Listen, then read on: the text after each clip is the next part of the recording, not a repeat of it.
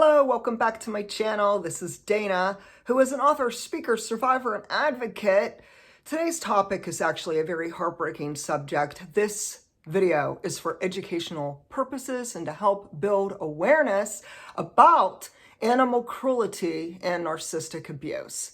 So recently I was scrolling on social media and I came upon a post in which someone who has dealt with narcissistic abuse was asking if they have friends out there who have known that the narcissist was abusing or neglecting their pets.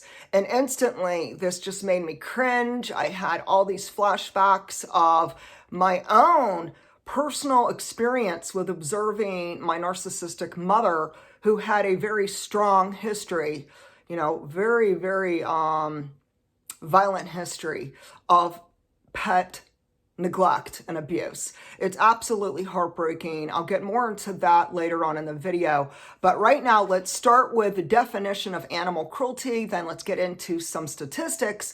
And then we'll head on into the signs for you to be aware of, to build awareness and knowledge and education about animal cruelty and narcissistic abuse. So let's start with animal cruelty. It is defined as an inhumane act against animals of all walks of life. It includes starving pets, torturing creatures, and killing animals. We must also know that according to AmericanHumane.org, there is a substantial correlation between animal abuse, family violence, and other forms of community violence. So it all goes hand in hand. There's a direct link between child abuse and animal cruelty, which becomes a self-perpetuating cycle of violence. It's no surprise that people who are the black sheep in the family and the scapegoats are aware and they have observed or they have suspected that the narcissist was neglecting and abusing one or more pets. It's so sad when this is going on behind closed doors. And at the end of this video, I will share some links that you could look down below so you could report this to the Humane Society, to the local authorities, and what have you. I will give you helpful resources. So, onward. If animals are neglected and abused, it's a warning sign that others in the household are not safe. In a survey of pet-owning families with substantiated child abuse, they found that animals who were abused, it was 88% of abuse. So where there is abuse inside a home with human beings, so it could be with a child, it could be with a teenager, it could be with another adult, there could be domestic violence. There's many forms of abuse. It could be mental abuse, sexual abuse, physical abuse. But on top of that, 88% of these homes had animal cruelty involved. So that's a real high percentage, folks. And that's why this video really needs to get liked, get shared, and get the word out, because we need to end abuse of our furry friends. 71% of battered women in shelters in a domestic violence situation confirmed that their partner threatened, hurt, or killed their pets. Again, very heartbreaking, but no surprise. Now, where there is violence, where there is narcissistic abuse, where there is manipulation and gaslighting and covert attacks, there very well could be the same thing going on with our precious pets. So now we're going to talk about the signs of pet neglect and cruelty. Number 1, narcissists use pets as a manipulation tactic.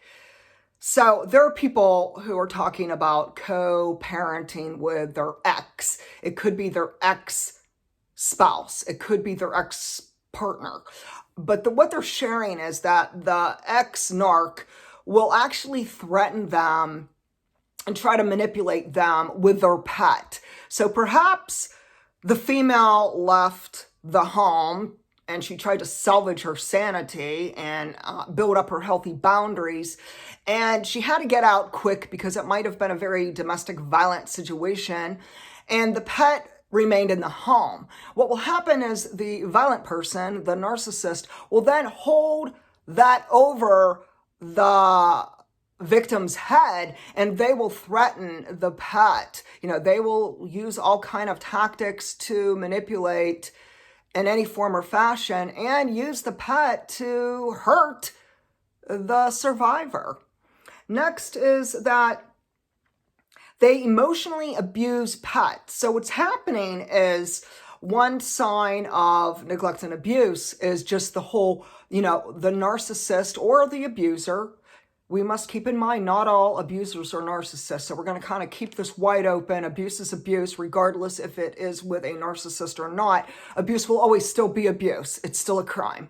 So keep that real clear while I continue the video and share that the emotional abuse is like bullying the pet, screaming at the pet, calling the pet names, yelling, raising your voice, getting in their face.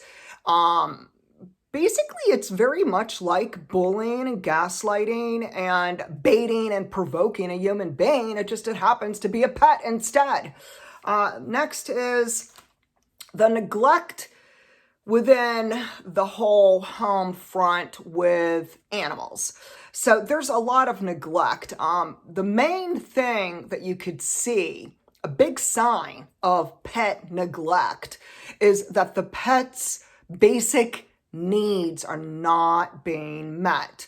So there could be a lack of taking the pet to the vet for the health requirements and so forth.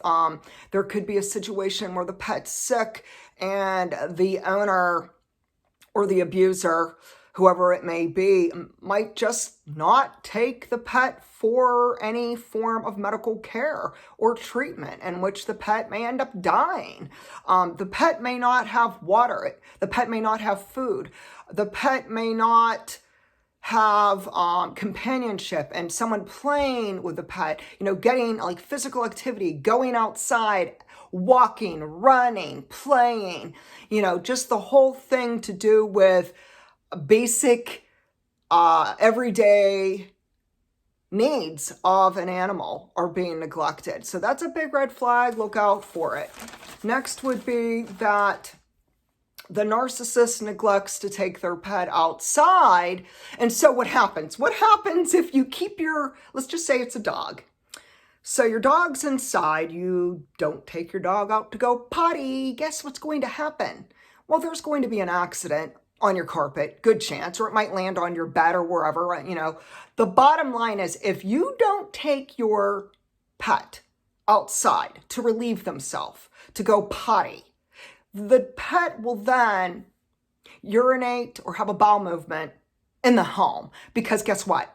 Like nature calls, they have to do their business. And if you don't take them out, say every 3 hours, every 4 hours. And again, it's based on your pet's need. You get to know your pet. You get to know how often they need to go outside. You do the right thing and you take them out. But what happens is if the abusive person does not meet these needs, especially with urination and bowel movements of the pet, what will happen is then the pet will have an accident inside the home. And then what happens is the abusive person either smacks, hits, yells, beats up the pet, and abuses them for something they had no control over. Come on now, it's no control that this pet couldn't get outside. But yet, the abusive person will punish the furry friend and harm them for something they had no control over. Next is there's a fear factor.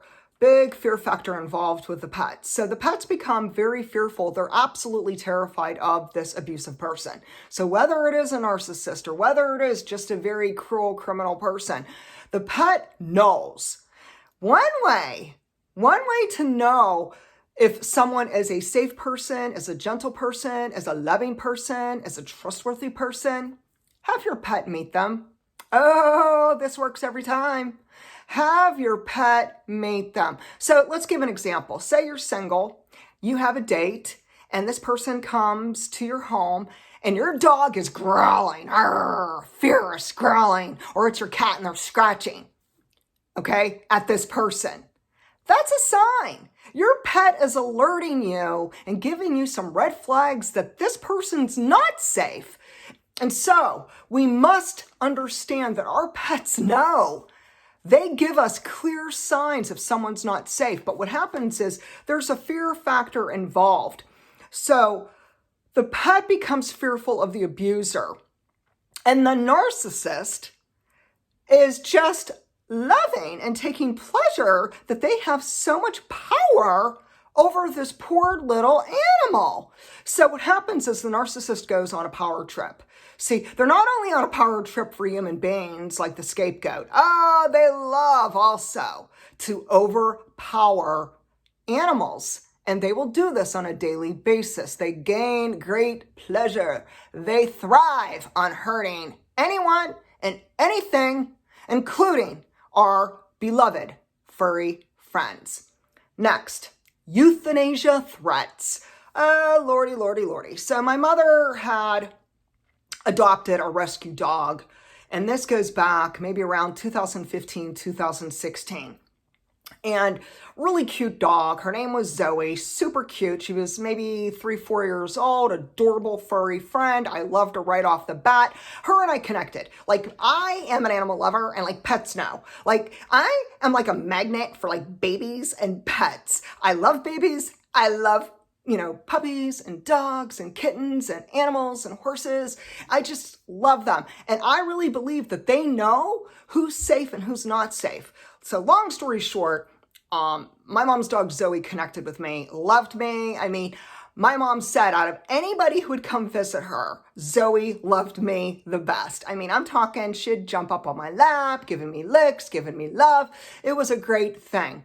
And in the beginning, I didn't really suspect anything. But as time went on, I could see, especially starting in 2017, that's when a lot of bells and whistles were going off as a whole on the dysfunctional dynamics within my birth family and how toxic and manipulative and abusive they were, especially my mother. And so I started realizing in 2017, poor Zoe was fearful of my mother. And mind you, my mother was the owner. She was alone with this pet. And there was this big fear factor going on in which I could see within the different behaviors of Zoe, that Zoe was scared to death of my mother. Next, back to euthanasia. So my mother threatened me. Back in like 2018, before I went no contact with her. She started these threat tactics. I'm going to put Zoe down. And I'm like, Mother, Zoe is in good health. Zoe does not have any major complications, no major health problems. Now, why in the world would you put this poor dog down? Well, I don't want her.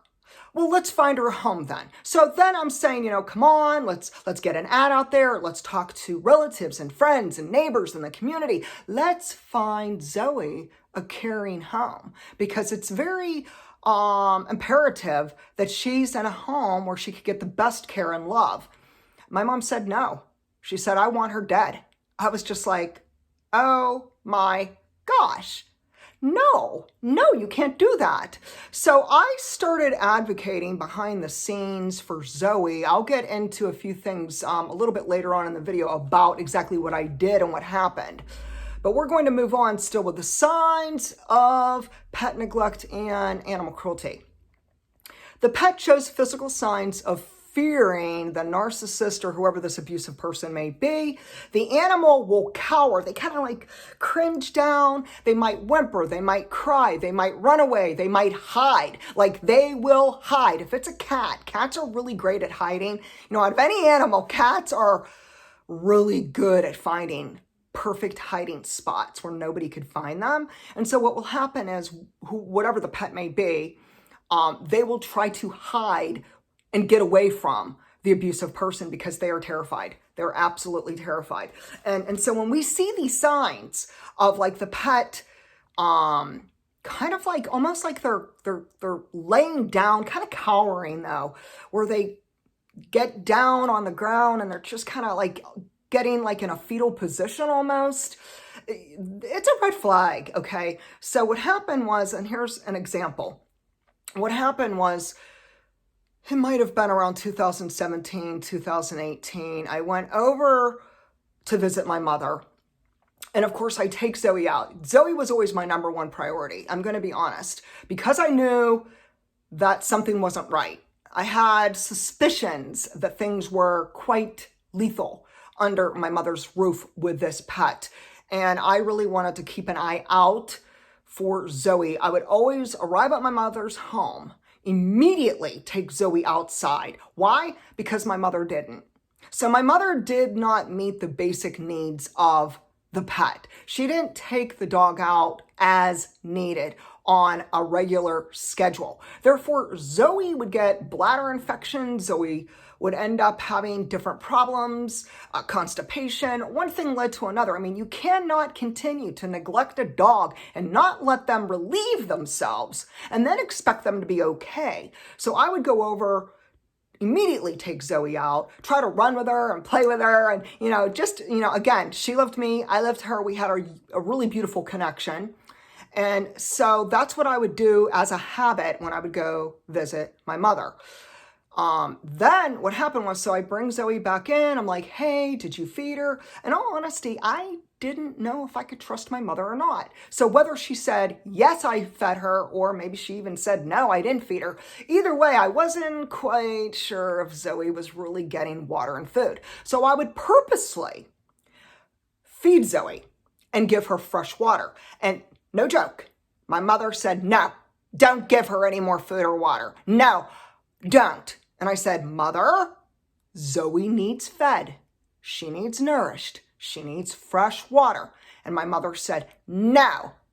So I said, why? I'd like to know why. Why are you saying that? And she said, because if I give her water, she'll keep peeing and she'll want to go out. And if I keep feeding her, she'll need to go out. Well, let me tell you, friends, that is a huge red flag of neglect and abuse. It really, really upset me. Next is that, okay, so I'm at my mother's and precious Zoe's not getting fed correctly. She's not getting the water, the food, going outside and so forth. But here's something that happened. And this was the clincher that led to me taking action.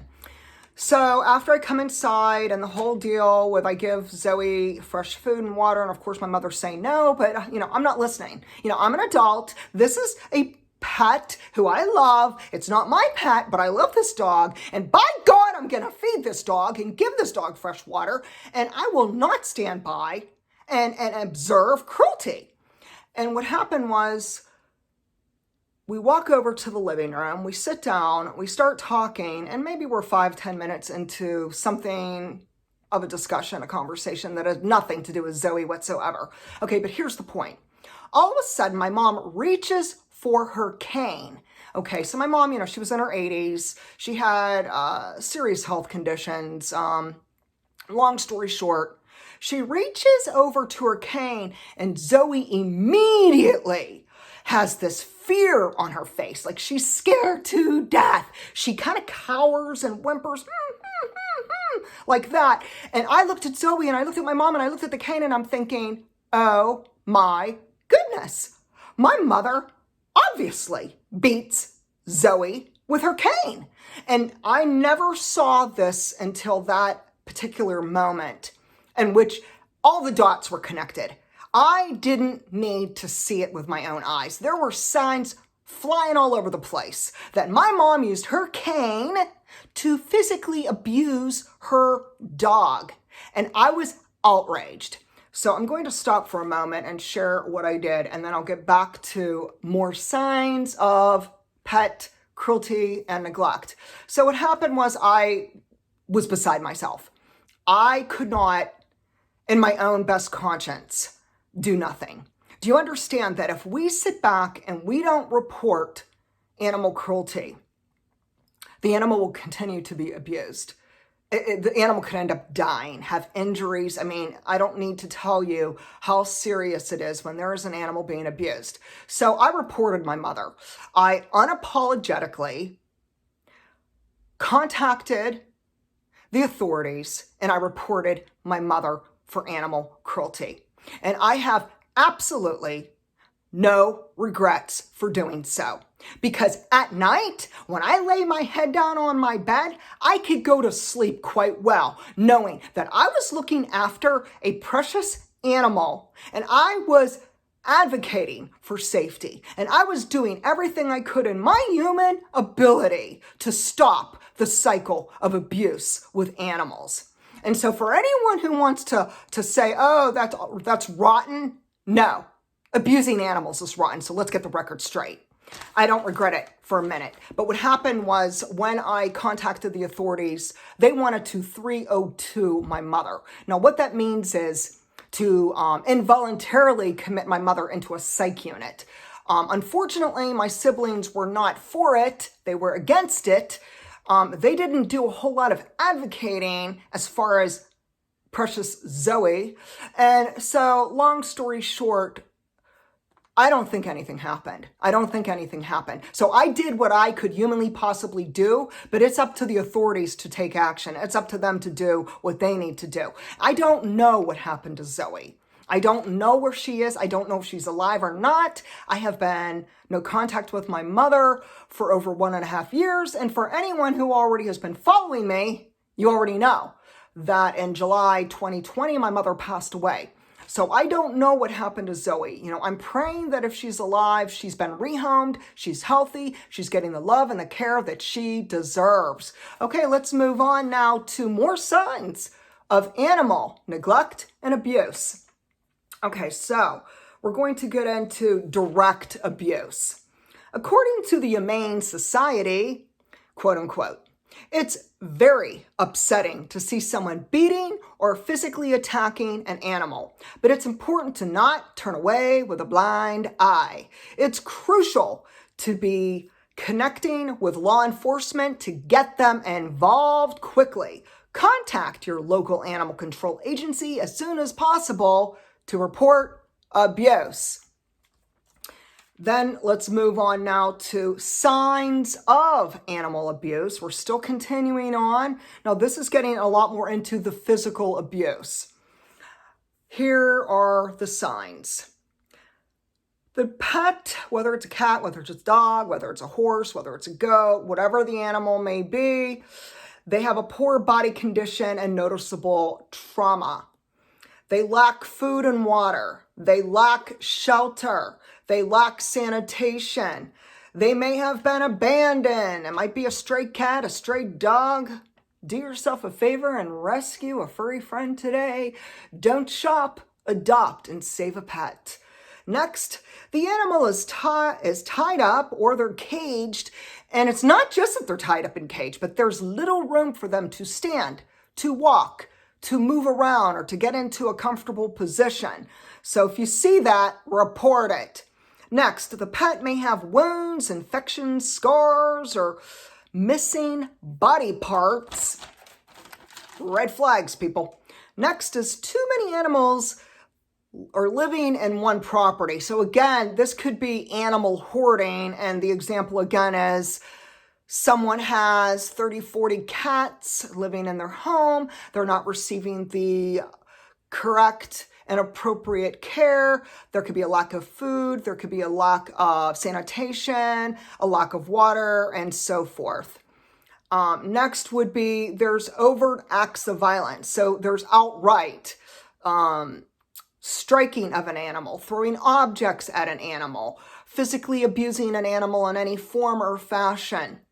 And so whether you have suspected that someone is neglecting and or abusing an animal, please contact your local authority. I will leave the links down below about the different helpful resources like PETA, the Humane Society, and so forth. And remember, now it's your country, your state. You'll need to link into the correct resource for your local area. But again, anyone who observes or suspects animal cruelty and yet you remain complicit, you are equally as guilty as the abusive person. So today, let's stand up for our furry friends and give them the love, the gentleness, and the care that they deserve. If you've experienced this, if the narcissist hurt your pet, or if there's an abusive person who you observed or suspected was hurting one or more pets, and maybe there was even child abuse, narcissistic abuse, or something else going on behind closed doors, feel free to share your story with me. Feel free also to check out my helpful resources. And again, don't shop. Let's adopt and rescue our furry friends. Thank you and have a beautiful day.